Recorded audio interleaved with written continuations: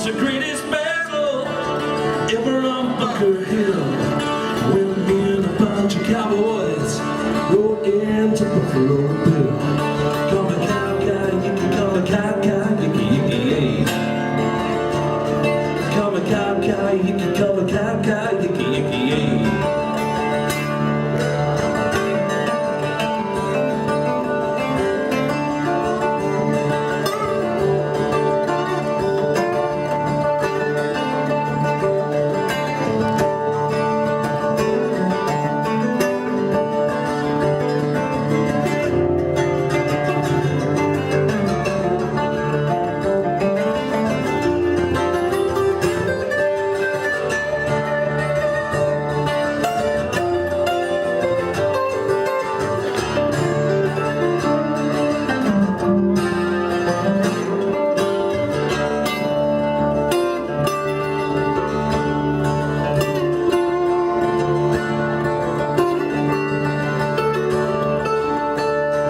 What was the greatest battle ever on the Western Plain? What was the greatest battle ever on the Western Plain? When me and a bunch of cowboys rode into Jesse James. Call me cow-cow, you can call me cow-cow, yicky-yicky-yay. Call me cow-cow, you can call me cow-cow, yicky-yicky-yay.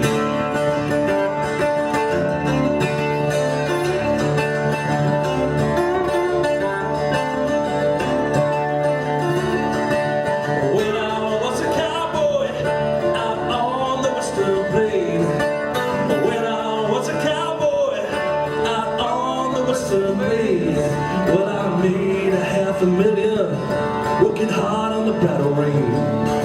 Call me cow-cow, you can call me cow-cow, yicky-yicky-yay. Call me cow-cow, you can call me cow-cow, yicky-yicky-yay. Call me cow-cow, you can call me cow-cow, yicky-yicky-yay.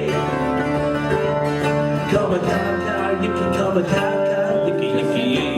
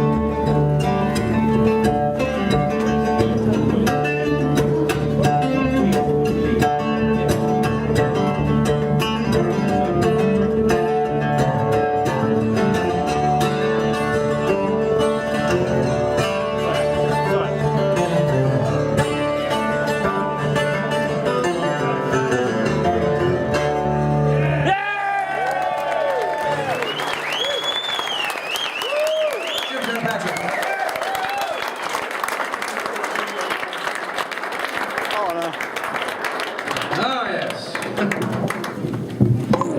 It's a song by the great Leadbelly. Do you know that song was by? Leadbelly. Oh, I'll catch up. It's pretty good. Tomorrow night we're in Milton Keynes. Sounds like a sax player, doesn't it? Leslie on saxophone. Milton Keynes. And a concrete house. Preston, no bands. Trumpet player. Just take the half place this way. That's all right. Okay. Sorry. And you're right. Here's another White Snake song. This is Just give you an interview one with of the him. first songs we did in our together. Excuse me, you. Shout out at me. Right, so what are we talking about? I'm shut down here. I can see that. I can. Everybody else can as well. Try and look out for you like David Cameron. Tell you about that in a minute. Okay. And now you've completely made me forget what I'm going to say.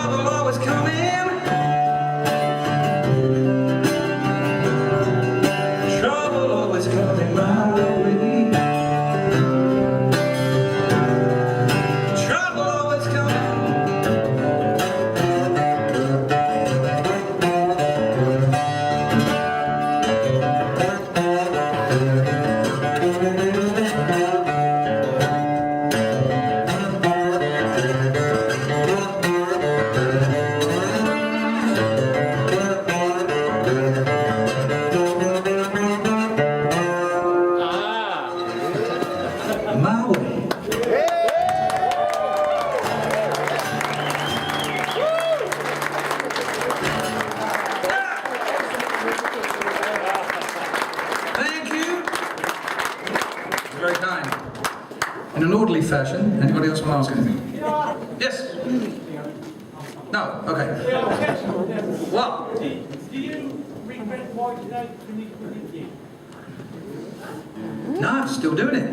No, what about Oh, you mean the unmentionable? No, I don't regret anything.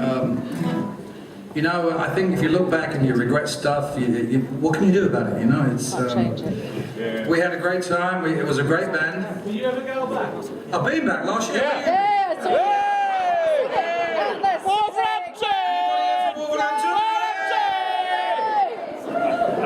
No, I mean, I'll get all emotional. Oh, it wasn't me, ladies and gentlemen, it was the guitar. I got a call from David at the end, beginning of last year, and he invited me to do some shows with him, and I was And the civic was delighted. wonderful, and you were wonderful. It was amazing. Oh, thank you very much. It was really good. And we did the Swedish Rock Festival, we did Hammersmith, which Yay! yeah. And the last thing I did was Wolverhampton in December Yeah. last year. Yeah, that's right. So going back was a little bit strange, due to the fact that everybody around me was about 12. Strangely enough, so was the singer. So,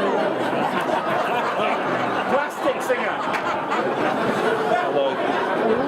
keep rubbing.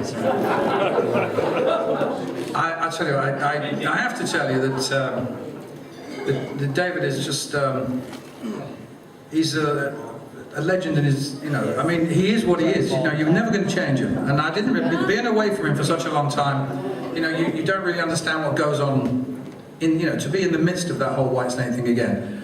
It just made me realise that, you know, he is the whole thing. Without him, there's no Whitesnake. there's no real Whitesnake about it. You know, it's like, you know, I can do my bit, I can do this, I can play the songs for you. Him and I wrote most of the songs that you know, and, you know, all that's a wonderful thing, but I lost kind of contact with that. And just watching him perform on stage again, you know, before I went on stage with him was, you know, you kind of forget how good some people are. And the guys that he plays with now, they're young guys, and I really love them very much. And especially Doug Aldridge, I'll single him out because he, you know, he has a great respect for the original band, and he knew all the stuff, and he showed me stuff that I played because I'd forgotten all about it. So, and they're still on the road, and Whitesnake, you still go and see Whitesnake, and you may even get to see me playing with them. So, you know, get a wrong ticket, and you'll get me one night. But you know, I don't see why it shouldn't go on. And you know, him and I are back in touch, and I had emails from him this morning. So I mean, it's a really good thing. You know, we've gone through all that thing when we were kids, really, and now we're, you know, we're older now. So when's he going to pay you? Oh, don't worry, he pays me. Oh, that's a change. Well, somebody does. Do you think the reward They keep is... sending me money. I don't know. Do you think the reward is growing old and building bridges? Pardon? Do you think the reward is growing older and building bridges? Well, I like to say I'm growing older and wider. Not build bridges. It does build bridges. Here I Go Again is a song that you will hear later. And it's become such a massive thing, and I don't know if you know, only a couple of weeks ago I was in London with this young fella here, and we played at the opening of a new movie called Rock of Ages. Yes! Whoa! And there's a guy in that film called Tom Cruise. Little Tom! He's my new mate. Sometimes being older has quite a advantage. Tom was a big Whitesnake fan. When he was in college and finishing college, that was his, you know, his 87 album, and then he went out and he found all the earlier albums.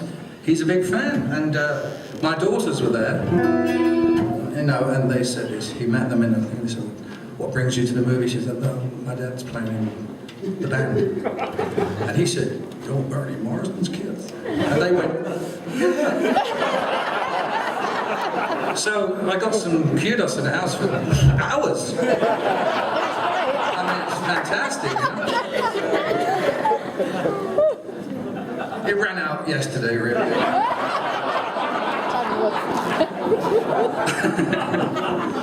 But I honestly, I mean this, you know, it's true. I got to tell you that Tom Cruise was a really, really charming, really great person, and you know, you hear all these stories and stuff, but you know, the few moments, and he was meeting a lot of people that day, and I believe that You can see Jim on YouTube with Tom Cruise. So not only is my best mate, unfortunately he's the rest of the bloody band's best mate as well.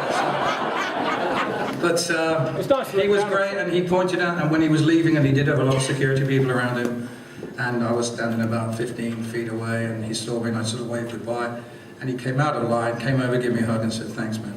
Nice to meet you." When are you going to get the bookies in? And he sends me money as well.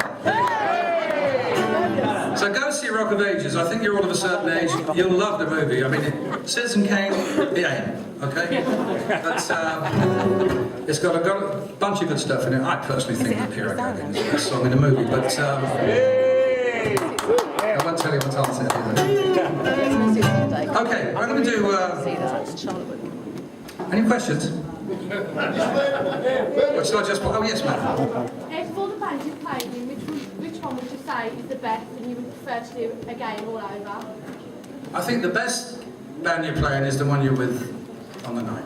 Because you've got to do it, you know? I mean, Politically correct. politically correct. It's difficult. I wouldn't like to... I mean, Alaska. Even Alaska, yeah. I had a band once called SOS. Yes. That kind of summed my feelings up at the time. So. That turned into Alaska, and that wasn't bad. You know. That was a good group. Good group, yeah. Got the video at home? After Whitesnake, everything seemed to be fairly pale. And, it's difficult, you know, you work with people, get used to it, and my late great friend Cozy Powell, you know, he'd say to me, "What are you messing about doing all that shit?" You know, I said, "Well, I'm just getting a living, mate, you know what I mean?" He said, "I'm joining Rainbow, I don't know about you, tell all."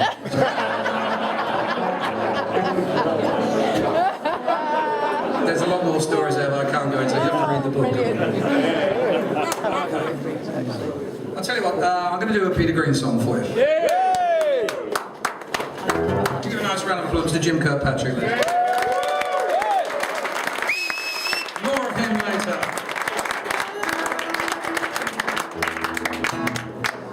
Peter was, he's become a pretty, you know, as close as you can get to him. Maybe I've mentioned this before when I've been on my camera.